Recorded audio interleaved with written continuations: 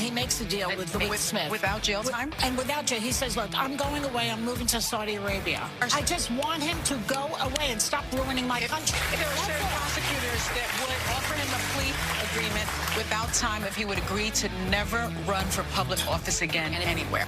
There it is, the delusional view. Yes, the ladies on The View.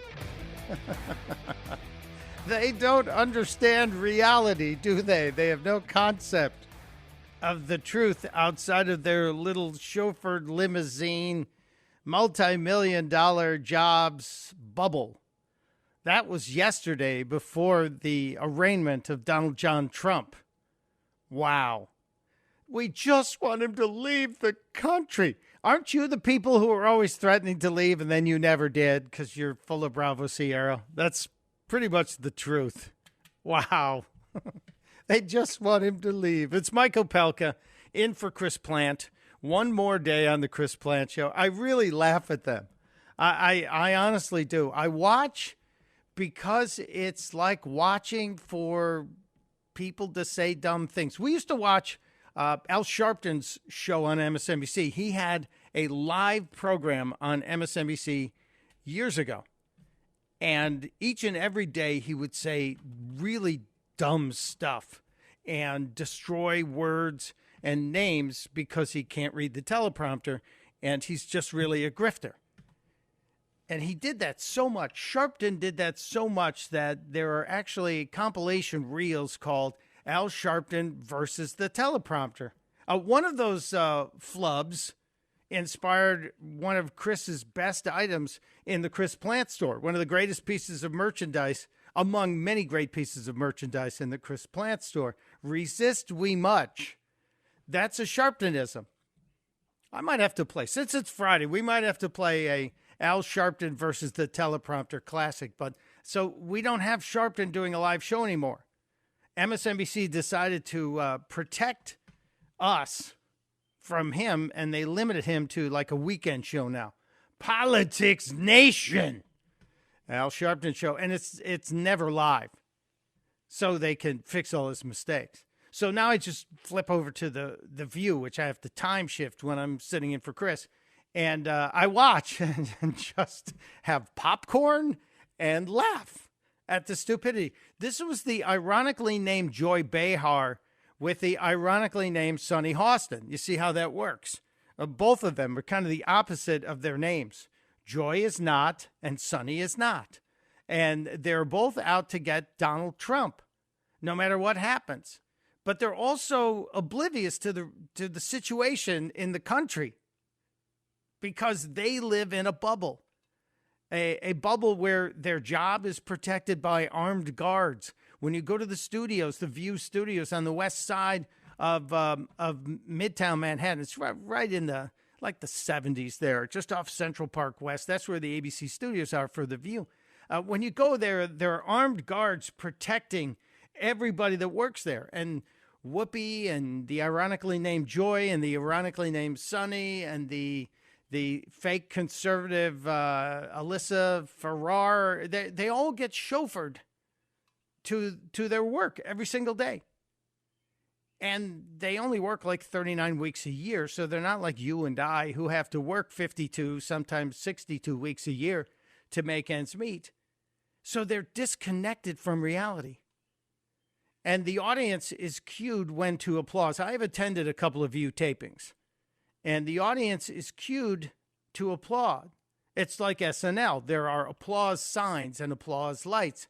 And there are little cheerleaders right there on the sides, on the wings of the stage to tell you when you need to laugh or you need to clap. And yesterday, I have to play this one more time. It's 18 Seconds of Gold. Schadenfreude for me on a Friday. This is the View telling us their fever dreams about Donald Trump. If he makes the deal with Smith. Without jail time? And without jail, he says, look, I'm going away. I'm moving to Saudi Arabia. I just want him to go away and stop ruining my country. There are certain prosecutors that would offer him a plea agreement without time if he would agree to never run for public office again anywhere. That's their dream, you see. But their case falls apart once you start looking at the statements, like Joy Behar, the ironically named one, is saying that, he needs to stop ruining my country. Really? Really? Inflation was under 2%. Gas prices were almost half of what they are today, and they're continuing to rise. North Korea's little rocket man was not launching little or big rockets as he is now. Vladimir Putin was not invading neighboring countries. NATO was paying more of its fair share to the defense funds. China, well, we were in a battle with China. But Joe Biden ended that because, they're not bad folks. That's what Joey says. They just aren't connected to reality and the truth, are they? And that's really disturbing because they have a substantial audience. They have millions of people who tune in and watch that. And it truly is mystifying to me. Truly is mystifying. Well, we were talking about yesterday's arraignment and Mr. Trump walking into the courtroom. He went in through a back entrance, the same place where the grand jurors go in. There's not a lot of places you can hide in Washington, D.C. There aren't a lot of places where you can kind of sneak around. It's not like back alleys where you can get in and out, or tunnels. Like a lot of Manhattan has tunnels where you can get up and down in buildings and around without going out on the street. Not so in Washington, D.C. So we saw the motorcade show up. Mr. Trump went in the back entrance around 3:30 yesterday, faced the judge. The judge gave him a couple of interesting rules to follow. And this was interesting because Mr. Trump could have faced some questions on whether or not he can hold rallies and whether or not he can go out and say what he wants to say. And I was wondering if Mr. Trump would be allowed to even bring up his arraignment in public or holding rallies because of the conditions that the judge placed on him. And she had said specifically, do you understand if you violate these conditions, your bail will be revoked? You will be held until such time. That's kind of a little concerning, isn't it? I mean, if you're the former president, you like your freedom, and especially on this crazy charge. So I reached out to a prosecutor and I said, reading what was said in the courtroom yesterday, I wonder, can Donald Trump not speak about his indictments in public? Could this silence him at rallies and such, or is he covered as long as he has one of his lawyers with him? And a prosecutor that I know out in California wrote back to me and said, no, he can talk. It's only communication with witnesses. And this is something that is standard. And we went through this same kind of instruction in prior indictments, not a muzzle. It's actually standard language. So Mr. Trump can go out there and address it. I'm sure there are a couple of things he has to be mindful of. The other part of this that I thought was really fascinating is the reaction to the location. Because yesterday, when we were talking about the arraignment, the pending arraignment, we were laughing about, I was laughing, I'm sure some of you were, we're laughing about the wait time, because nothing was going to happen until 4 o'clock yesterday. And it only took about a half an hour. The whole thing took half an hour. So CNN and to some extent Fox, although they did a little broader coverage yesterday, CNN was obsessed yesterday, and they couldn't find things to say about what was going on. The location was vexing to them, and the wait. They had to fill time obsessing about how close the courtroom was to the Capitol. And I admit I was laughing when I heard them over and over again, just repeating this kind of piffle. This will be not the trial of the century, the trial of the millennium. This is finally the first time that I feel that Donald Trump is being treated like a normal American. I agree with you completely, and I feel invigorated. The gravity of this crime is, like I said, historic and I think unparalleled since the Civil War. I'm sorry, that was MSNBC going over the top. But similarly, you hear them complete hyperbole and everything. The trial of the millennium. Well, we're 23 years into it. 23 years and 9 months, 8 months into it. You're calling this the trial of the millennium. But CNN was having some very emotional moments as they kept referring to the proximity of this building and how close this building was to the Capitol. Really interesting to show us, specifically to show our viewers just how close you are, just how close that courthouse is to the United States Capitol, that everything that is going to go on inside that court today really did happen right there. Yeah, isn't it interesting that we can just fill time obsessing over this? And they did. Where the Capitol is. So this is how close we are to the Capitol. Of course, the importance of that in all of this is not lost on anyone here. They've set up these snow plows for extra security. That's the back of the courthouse, and that is where we believe the former president will go. He will arrive in there and then go inside and then begin the process of being arraigned. He will be arrested. Can you believe it? He's going to go in the building, and then they're going to do exactly what we've been talking about for the past 2 days. It's so sad that there's no actual journalism going on. But there is an interesting move happening now within CNN and maybe even inside MSNBC. And that is the realization that there's a problem with the Biden campaign.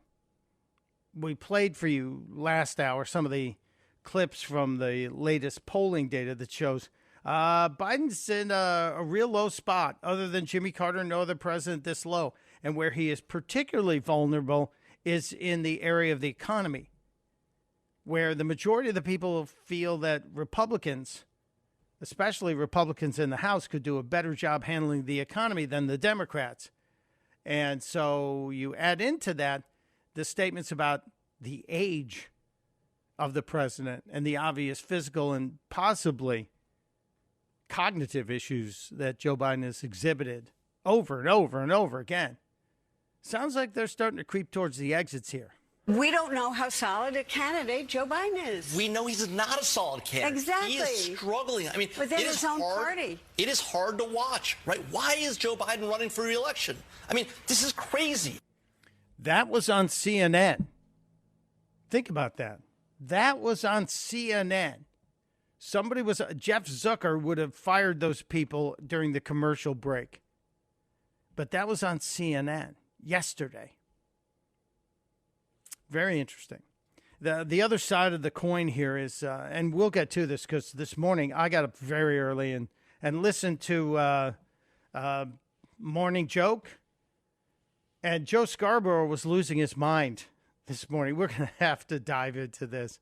Scarborough was very upset that the Wall Street Journal had dared to come out with a different opinion than he has on Joe Biden and Donald Trump. A very different opinion. Very, very different. Before I go to break here, let's grab a quick call. Of course, the phones are always open, 888-630-9625. Terry is in Denver, Colorado. Terry, welcome to the Chris Plant Show. Oh, thanks for having me. You're welcome. What's on your mind? Well, you had mentioned that we were comparing Mandela to Trump. No, I wasn't. No, whoa. Hold on. We had a caller who said he felt I heard it. that Trump and MLK were similar. And I said, I don't think you can make the MLK comparison. Mandela, I thought that was a bit of a reach too, but I didn't go into the Mandela comparison too much at all. Okay. Well, I did hear it, and you said it. I appreciate it. You said it was a reach because Mandela was a member of the Communist Party in the 60s. Last time I checked, Trump never was. No, Trump never was. As a matter of fact, I have audio and video of Jesse Jackson praising Donald Trump and sharing some pretty glorifying comments about Mr. Trump that I wish we would hear more often. And Mr. Trump was a businessman who recognized everybody's effort was worthwhile and didn't see race, saw effort and competence, as opposed to what the left wants you to do. They want to virtue. They want to use diversity, equity, and inclusion ratings on everything. It's about equity, not equality to them. But yeah, you're right on that. And that's why I was downplaying that attempt by that one caller. But I got to take a break here real quick. I'm way over time. It's Mike Opelka in for Chris Plant on a Friday. Friday Luya to you on the Chris Plant Show. You're listening to the Chris Plant Show.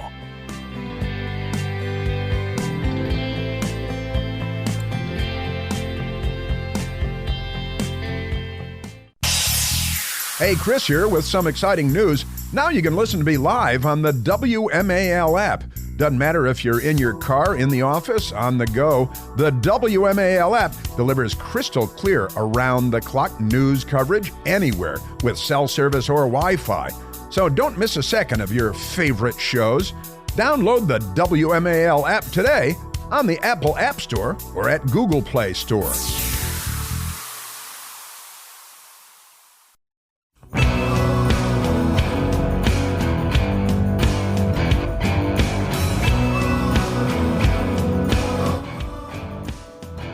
It is the Chris Plant Show. Mike Opelka here for my friend Chris for one more day, and I believe he's back from holiday on Monday. Thanks for hanging out with us. I don't have a whole lot of room here in this block, but I see a call that I think we need to address this subject because I think it's an interesting question. Mike is in Bowie, Maryland. Hey, Mike, welcome to the Chris Plant Show. How are you? I'm good, but don't eat up your time. You've got the floor. Well, that's dangerous. My father was a lawyer, so there you go. My brother's a lawyer, so there you go. So that makes everything I'm going to say worth nothing, but we won't go there. Okay, here's my thought. The judge sentenced everybody to really horrible sentences, right? But the judge is hiding behind the jury. So if the law is made invalid or unconstitutional that he's sentenced for, then the judge can say, well, but the jury just said he's guilty, therefore I had no choice but to accept the fact that he's guilty. But if there's no jury, if it's just the judge, then the judge is going to have to very seriously consider her reputation, which may be zero and then minus infinity if she decides that these things are constitutional. That's it. So you say judge only, not a jury trial. Absolutely, because we already know what the jury's going to do. They're going to find him guilty no matter what. Okay? Well, it is a 90% Democrat jury pool. 95%. Okay, 95%. I was being generous. I mean, it really is. And this judge has a history of being a hanging judge with the January 6 cases that she has presided over. So I think the only I'm out of time here, Mike, but thank you. I think the only smart move would be to continue pressing for the change of venue, even though it might not happen, because I believe we're going to end up in an appeal anyway. Even Ty Cobb thinks so. It's Mike Opelka in for Chris Plant on the Chris Plant Show. This is the Chris Plant Show.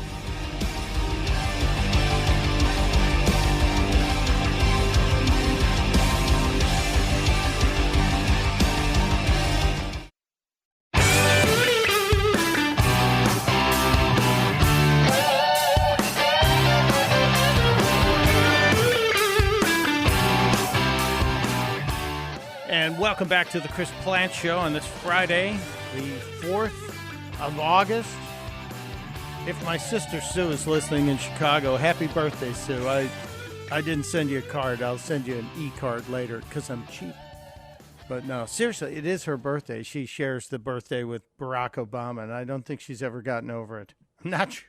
We've never actually had that discussion. So many things to cover today. Of course, I want to get back to some of the coverage of the arraignment of Donald John Trump yesterday because there was some absolute just wholesale stupidity on behalf of the networks.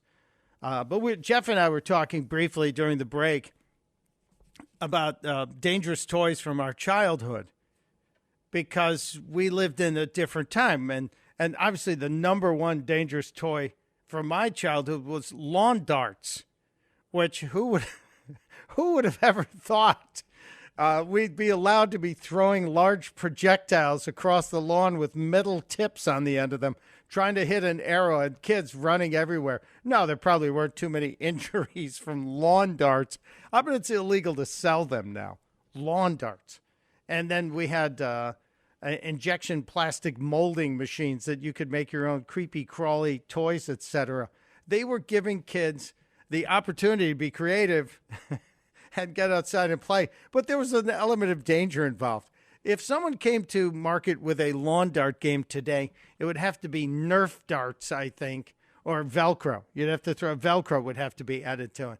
And then everyone would have a helmet as well. I'm not advocating for people throwing metal darts, foot-long metal darts around the backyard, but I'm just recalling that we survived a different time, and we're darn happy we did. All right, let's get back to what happened yesterday, because there are some crazy stories going on. I said I tuned in very early this morning to Morning Joke to see a meltdown from Joe Scarborough. He was very upset. Very upset. Mika was upset too. But Mika's supposed to be upset all the time. She's America's Karen. I am officially dubbing her America's Karen. Mika Brzezinski this morning, she read off every count against Mr. Trump because she's a word counter, and I think she gets mad when Joe gets more time than she does. But this was one of the early things from America's Karen this morning. When the former president's lawyers introduced themselves to the magistrate judge, they referred to their client as President Trump. The judge then referred back to him as Mr. Trump, a reminder that everyone is equal in the court of law. Did you hear the anger when Mika said that the President Trump's lawyers referred to him as President Trump?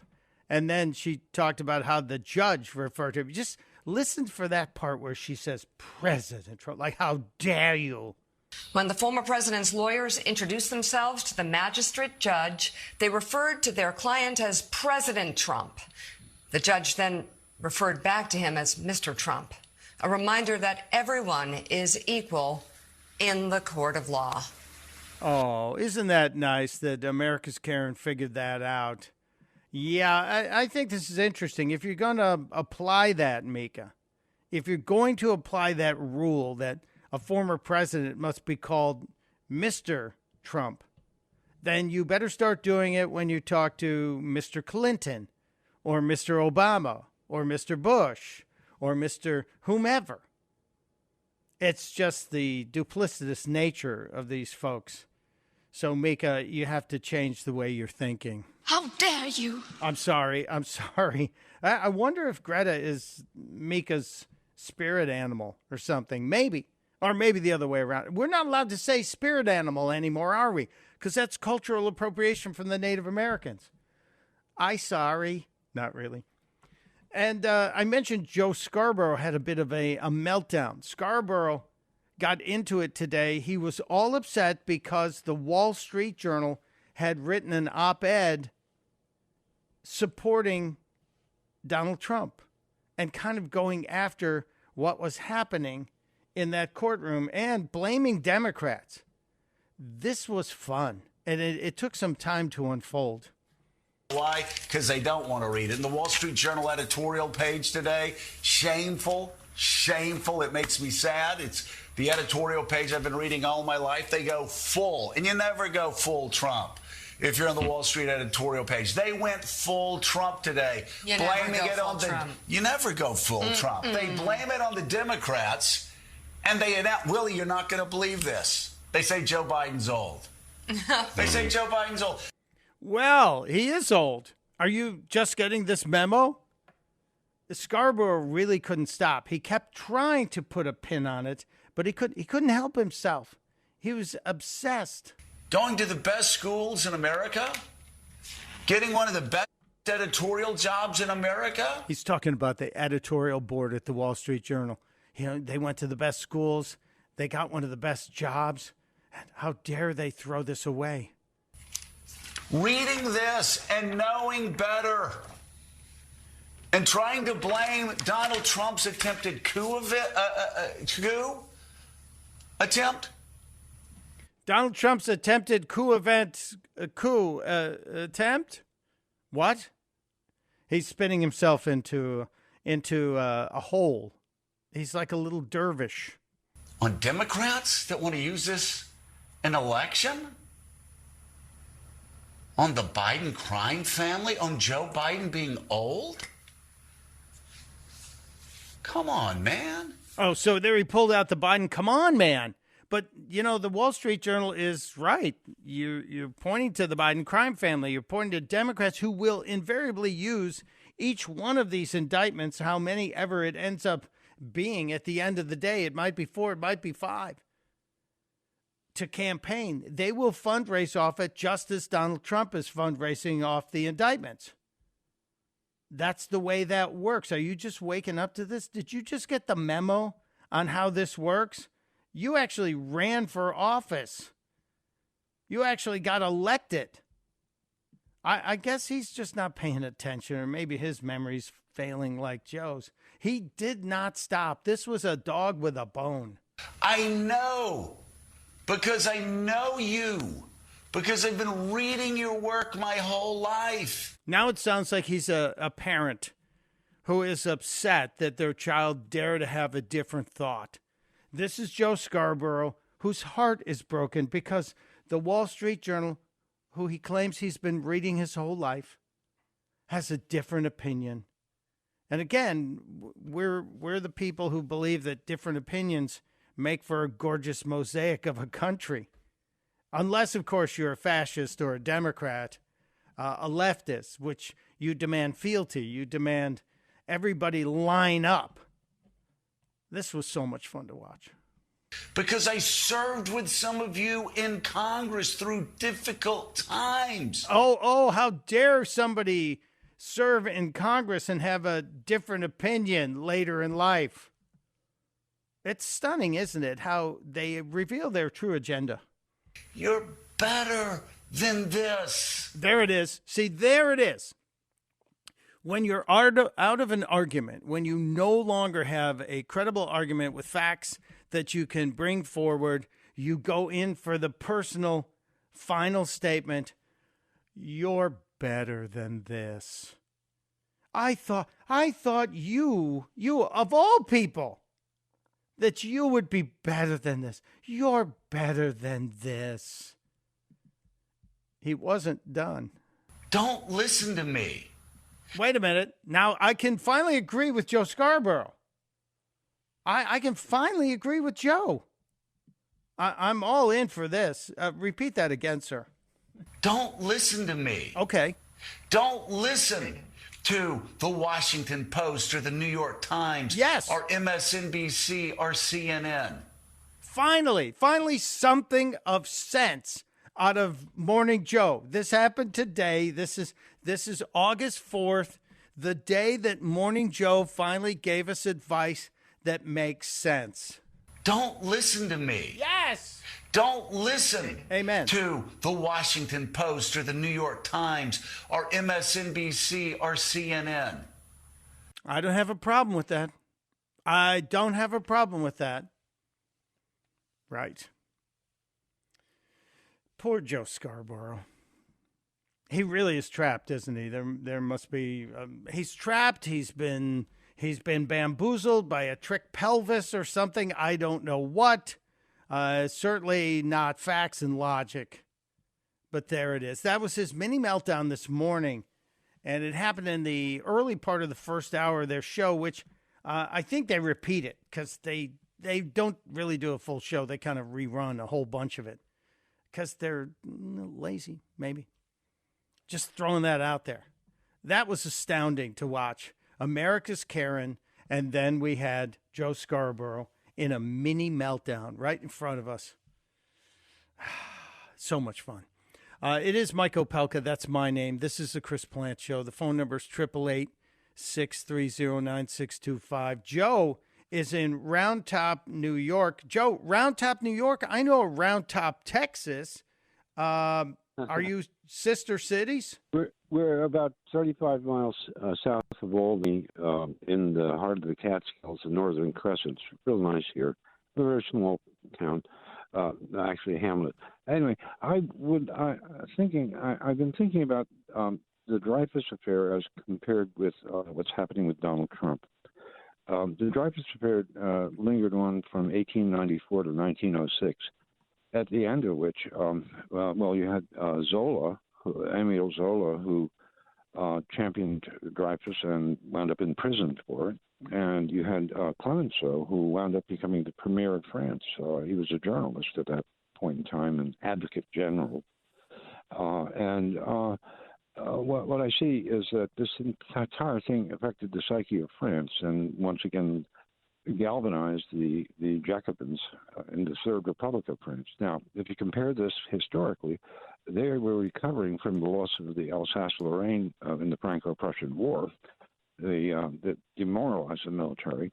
And, of course, Dreyfus was unfairly accused of something. Actually, a man named Esterhazy had grabbed these papers out of a cleaning lady, found the papers he had compromised the French army with, and was accused of giving these secrets or battle plans to or capabilities to the Prussians, Germans. Anyway, but this whole thing really became an international incident.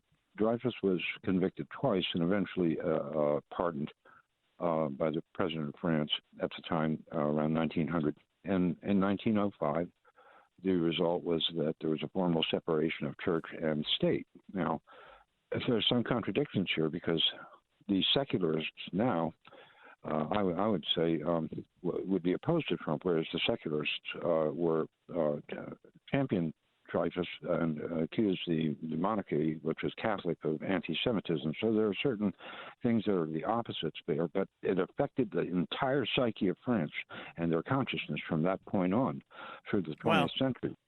Joe, not only that, I can tell you, when I got up this morning and I was studying all of the results of yesterday and all of the various political statements from all around the spectrum as relates to Donald Trump and this indictment, the two previous indictments, the other indictment, the polarization of the country, et cetera. The last thing I expected to make a connection to was the Dreyfus affair. And yet you have done it brilliantly and very well. And I think that the answer here, the most important answer, is that whomever is the next president will ultimately pardon Donald John Trump. It might be himself or it might be another president. We shall see. I appreciate that history lesson. Very detailed, very well done, sir. Thank you very much for being here. Thank you. Thank you. Let's take one more quick call. David in Fredericksburg, Virginia. David, what's on your mind? Good morning. Well, the first is the Karen Mika forgot that president is a title that carries on to life, as did the judge. Yes. When I went to court for a traffic violation, the judge referred to me under my military rank when I retired. It is the title that you are given. Judges call people doctor in it. They don't call them Mr. if they have a medical degree. The judge was at that point attempting to politicize the trial by claiming that he wasn't the president, to delegitimize his authority to do certain things when he was in office prior to stepping down after the inauguration. As a Karen, she should have actually been complaining the judge didn't refer to him, but, she's a leftist, so they always do the opposite of factual. So I guess we can call that a fair trade. Yeah, you're right. You're right on the conferring of the presidential title, and that's selective use that shows whether or not the respect is there as well. And Mika and the judge and anyone else who insists, and I will regularly call him former president or Mr. President or Mr. Trump, and that's just for variety. But he is the former president. He earned that title. And if you're not going to call him president when you speak to him or refer to him, then you have to stop calling Bill Clinton President Clinton. You have to stop calling Barack Obama President Obama. It's fairness on all sides. They will preach it. They just won't practice it. Thank you, David. Excellent point, sir. I appreciate you being there. I have to take a break. It's Mike Opelka in for Chris Plant on The Chris Plant Show.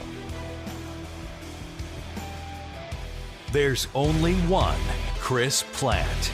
The Chris Plant Show.